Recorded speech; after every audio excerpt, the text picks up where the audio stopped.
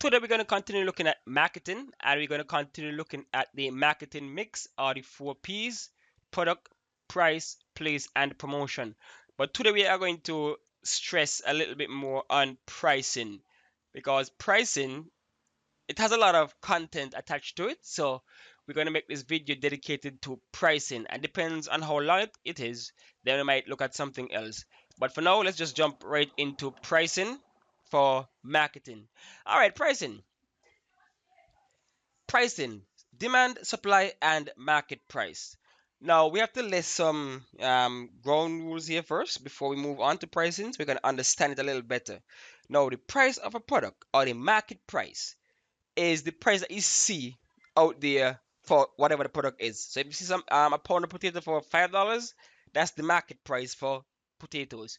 How does how how do they arrive at this price? Now, there are two factors that influence pricing. These two factors are supply and demand. Supply and demand. When they intersect, you have what you call the equilibrium price or the market price. So we're going to look at all of these things, and then so you can understand how pricing is developed for your products. And then we're going to look at pricing strategies. So pricing, the setting of selling prices for products and services. Demand. The definition for demand is the desire and ability to acquire a good or service, the quantity of a good or service that economic agents are willing to buy at a given price. Supply, the amount of a good or service offered for sale. Equilibrium price, a price at which the quantity of a good supplied is equal to the quantity demanded. So let's break it down into a little more layman terms, especially demand. So if you're asked to define demand, what is demand? Okay, so demand is simply the amount of a good or service that a customer is willing and able to buy at a given price. Again, the amount of a good or service that a customer is willing and able to buy at a given price. So let's say you want to buy potatoes and it's 250 a pound, and you're willing to spend 250 for that potato, then that's your demand for potatoes, whatever the amount, at 250 per pound. So demand is the willingness to buy, so the amount of a product that you're willing and able. You have to understand, you're willing and able, because sometimes you have dreams. Everybody have dreams. So you might wish that you could buy an expensive car, but you're not able to buy it, so that's not part of the demand for that product. Demand is the amount of a product you're willing and able to buy at a given price. Supply, on the other hand, is the amount of a product, a good or service that a producer is willing and able to offer for sale. So the amount of a good or service that a producer is willing and able to offer for sale. That's the supply. And when these two combine, you have what is called the market price or the equilibrium price. So we're going to look at it closer. So these are the charts. Okay, this is a market in equilibrium, meaning when it is equal, that's where supply, the red line, is equal to demand. In the middle, you have what you call the market price. Right in the middle is the market price. So this is a diagram showing a market in equilibrium, where everything is equal, where supply and demand are equal. So in here is where you get the market price. Where these two intersect is where you get what you call the market price or the equilibrium price. So if on this axis you had, let's say, potatoes, on this one you have potatoes, but this is the price of the potato and this is the quantity. So this is the price you're willing to buy the potatoes for, and this is the price they're willing to supply the potatoes for. So in the middle, where the equal is what you call the market price or the equilibrium price. So that is how prices are determined in a market in which the demand and supply determines the price. Not all markets are like that. Some markets, the price is given to you. Okay, and we may look at that later on when you're looking at monopoly and those kind of things. So yeah, so this is a second diagram showing the market in equilibrium, But here they are showing the certain consequences. They're showing how a market can have a surplus and how a market can have a shortage. So how can a market have a surplus? In this area, the supply is greater than demand, and so it pushes the price down. In this area, the demand is greater than supply, so the price is pushed up. Now, what they're saying here is that the amount of a good that a producer has for sale is more than the amount of persons who want to buy that good. For example, if you are a farmer and you're producing carrots, you have 10 tons of carrots on your hand, but the demand is only 5 tons of carrots. What does this mean? That means you have a 5 tons of extra carrots on your hand, so that's a surplus. And when you have too much on your hand, then you want to get them off your hands. What are you gonna do? You're gonna reduce the price to try to encourage others to buy more of the carrots because the demand is only 5 tons.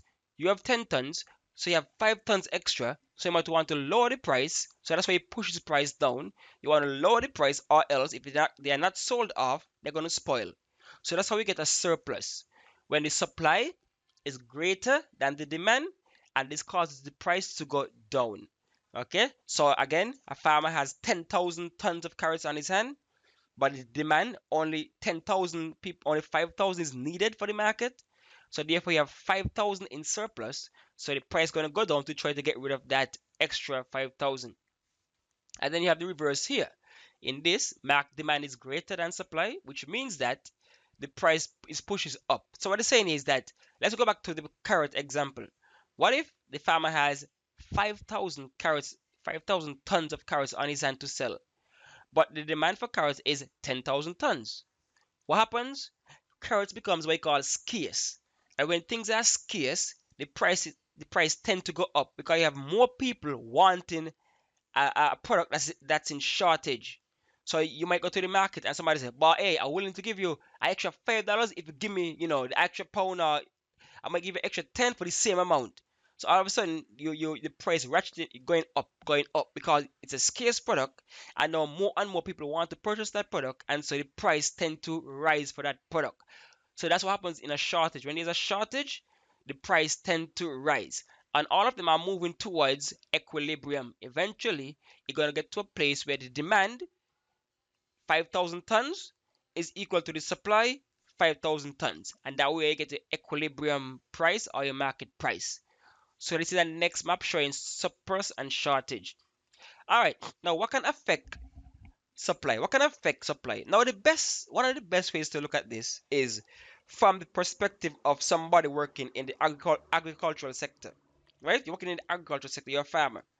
Now, you have a farm, and your farm normally produces 10 tons of potato, 10 tons. Now, this is with you using manual labor, people working in your field.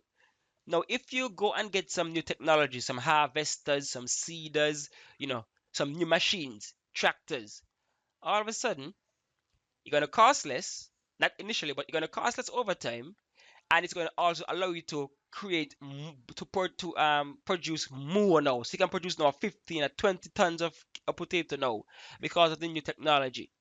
Sticking to agriculture, weather. Of course, in the Caribbean we have hurricanes.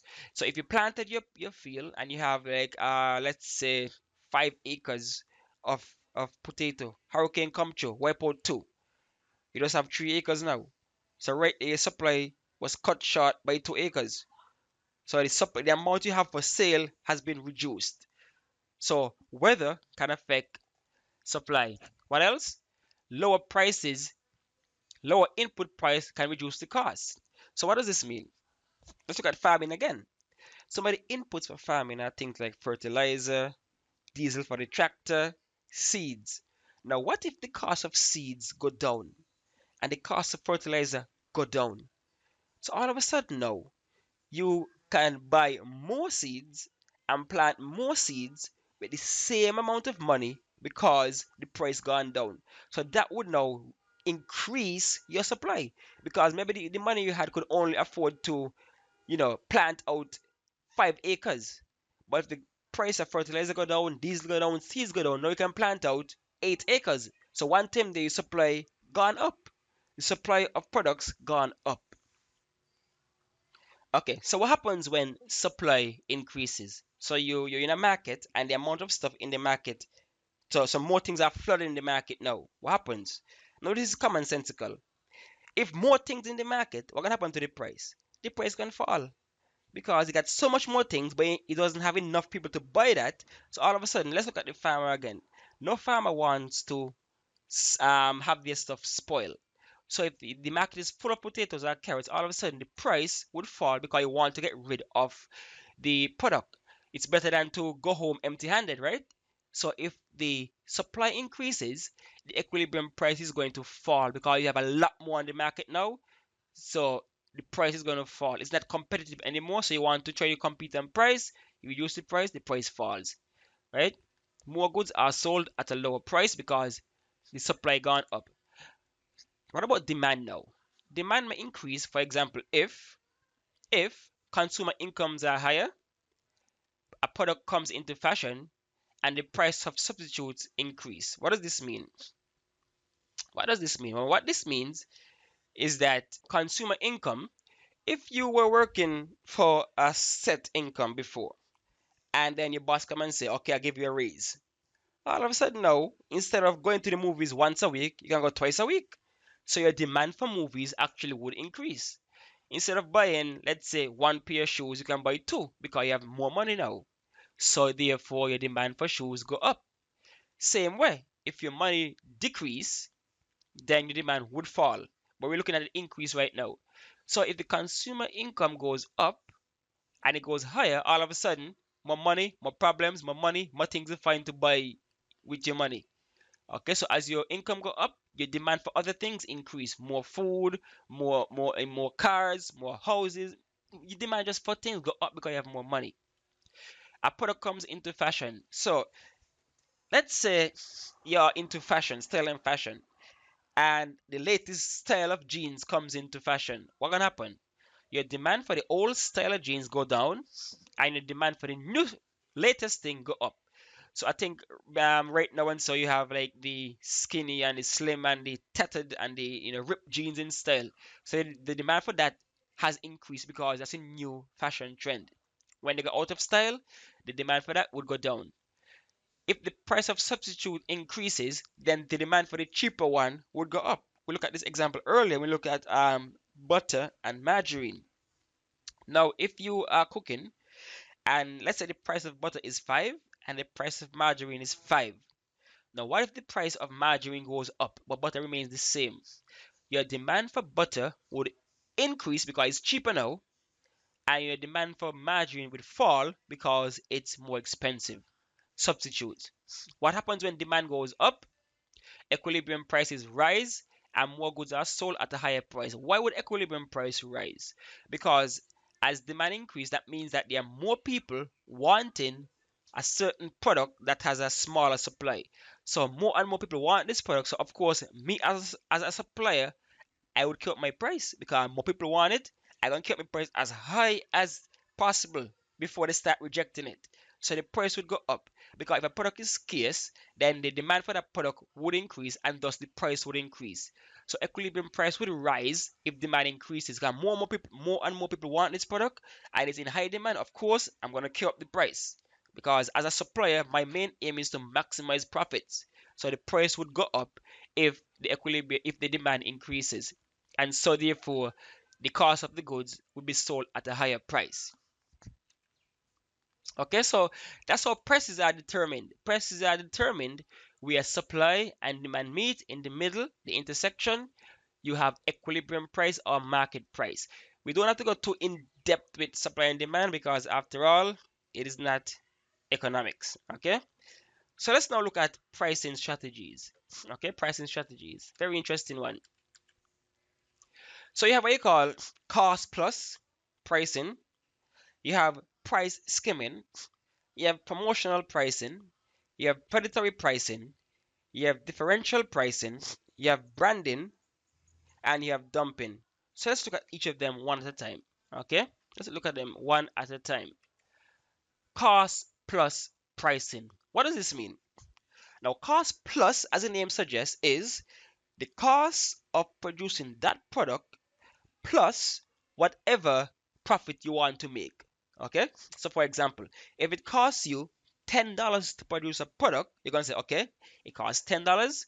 I want to make $5 on each of them, so it's gonna be $10 plus the five I want to make equal $15. So that's how you get your price right there. That's a pricing strategy right there. It costs 10 to make. I want 15 in $5 in profit, so I'm going to add the 10 and the 5, and that's $15. I'm going to charge $15 for this product. Cost plus pricing. That's what you call cost, the cost of the product plus how much you want to make. They call it a percentage markup, and that's how you get the price. Let's now look at price skimming. What is price skimming? Okay, as the name suggests, you're skimming off the top of a certain market. Now, which market is this? Now, they said a high price for a new product. So, in technology, for sure, you have what you call early adopters. These are the people who wants the latest and greatest every time it drop. They don't wait. Soon as a new iPhone comes out, they're in line. A new Galaxy comes out, they're in line, getting it first day.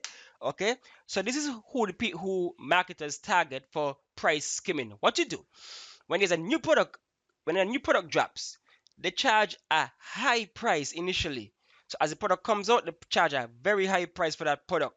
Now they're going because they are targeting those what you call early adopters who want to be latest and greatest, so they mind paying the high price for that product.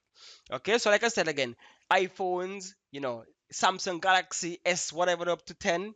So these kind of products, technology in particular, even sometimes cars, but technology in particular, they adopt a price skimming strategy where you charge a high price at first for a brand new product, a new product on the market. So you charge a high price to try to skim off that top of the market, who is the early adopters. Okay, so most markets you have the early adopters, then you have those who are laggards, that those are one who take a while to adapt, but then you have the mass in the middle. So price skimming is targeting those who want to be first to the market, first to have the latest thing. So you charge them a high price for a new product. So that's price skimming. Okay, take it off the top of the market. Those early adopters, they skim off as much on the top when the product is hot and new, and as time go on, you would reduce the price of that product. Then you have promotional pricing now. Promotional pricing, as it suggests. So sometimes we see a commercial on TV and they say, you get this brand new product for $9.99. Okay, they say for the first 100 days or the first 4 callers, $9.99. So promotional pricing. So you charge a low price at first, and then after a while you carry the price up to its normal price level. So you have a cheaper, low initial price. The first price you have, you charge low first to get the market, and then later on you carry up the price to its regular price.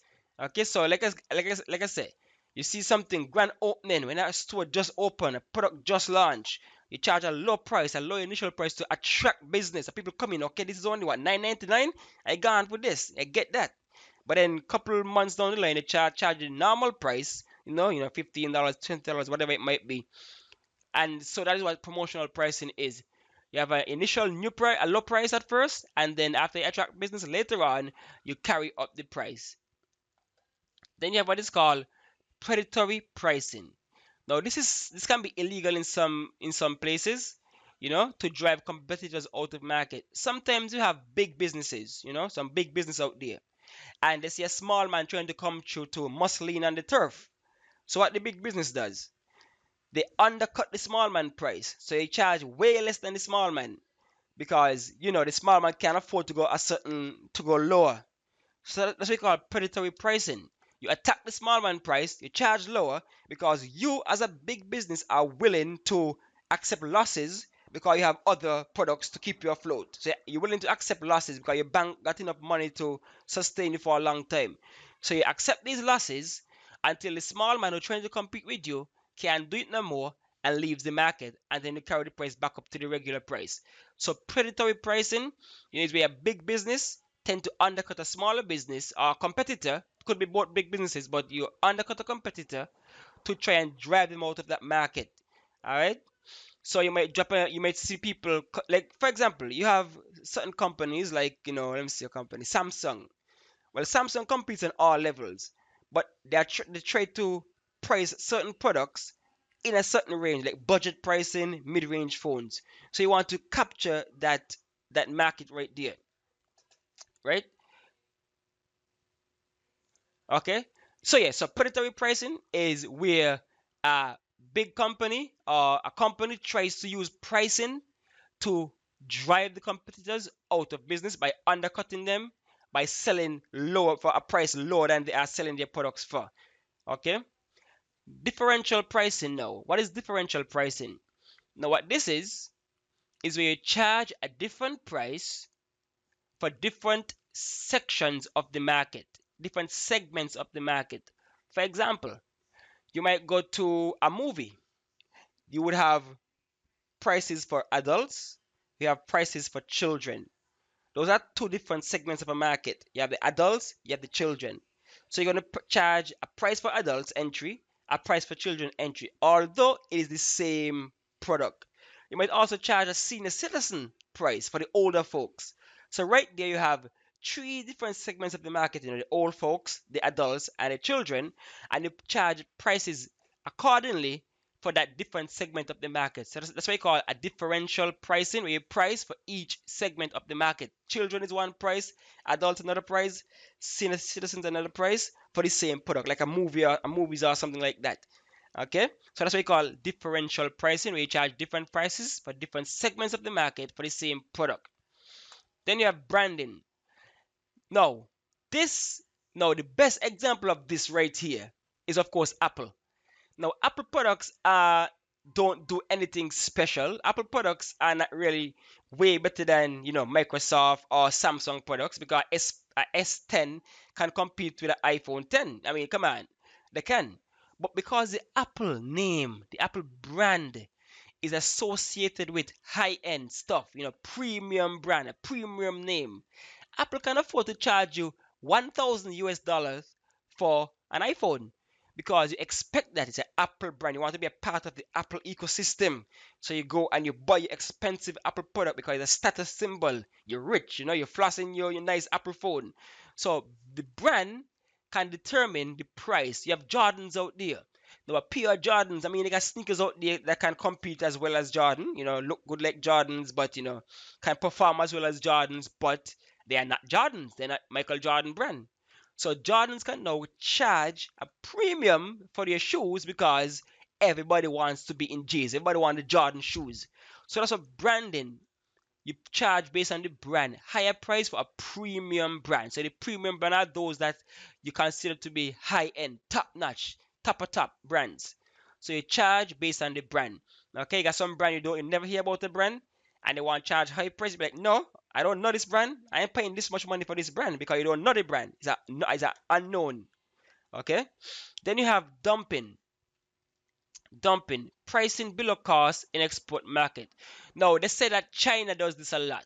Okay, China does this a lot. What you call dumping. So you charge low prices for a product in the export market. So China send all the cheap stuff to the Caribbean, to the States, whatever, and they charge them a ridiculously low price on the export market. They say Japan does this a lot with the cars in the Caribbean, where they just dump the used cars over here in the Caribbean for cheap prices. All right, so you price below cost in export markets. So you charge a low price for products you want to get rid of from your market to an export market. So they say Japan does it with the cars in the Caribbean, and China does this with everybody in the Caribbean with all the products. Okay, well, really in the world. So those are some pricing strategies you can use. So just you know memorize two or three of them so you can be familiar, and then you can use those when they're asking about pricing strategies. All right, there's a next one that's not here on this slide that I'm going to mention. They call psychological pricing. Psychological pricing. Now, what is psychological pricing? Now, this is when you charge a price for a product such as 19.99. Now, really and truly, what's the difference between 19.99 and $20? 1 cent. But when you see 19.99 on the price tag, you're thinking, this is a $19 product. You're not thinking 20, you're thinking it's $19 I'm spending. So you feel a little more comfortable spending just 19 as opposed to 20. Same thing. You see a product for 99.99. That's $100. But psychologically, mentally, you're thinking it's just $99, not 100. You're thinking it's a $90 product. So you don't see it as too expensive. All it's just a $1 difference. That's what you call psychological pricing. It plays on your mind. It seems like it's cheaper than it really is. So that's another pricing strategies that companies can use when they're pricing their products. Okay, so that's a quick run through of the pricing strategies. Okay, so that's the P in the marketing mix, which is price. We looked at how price is determined with the equilibrium and the market price when supply and demand crosses, when they intersect. And then we looked at some pricing strategies. You have a psychological pricing, you have the price skimming, you have the other pricing strategies like price skimming, cost plus predatory pricing, differential pricing, branding pricing, those things. So we looked at that. All right, so that's it for pricing and pricing strategies in marketing. So the next time we are going to look at the rest of the marketing mix. We are going to look at place and promotion in the marketing mix, and eventually we are going to complete the marketing mix. So we would have covered section objective 2 with pricing. We're going to look at packaging also, branding, and those things later on. Okay, so hit the notification bell so you know when the next video drops.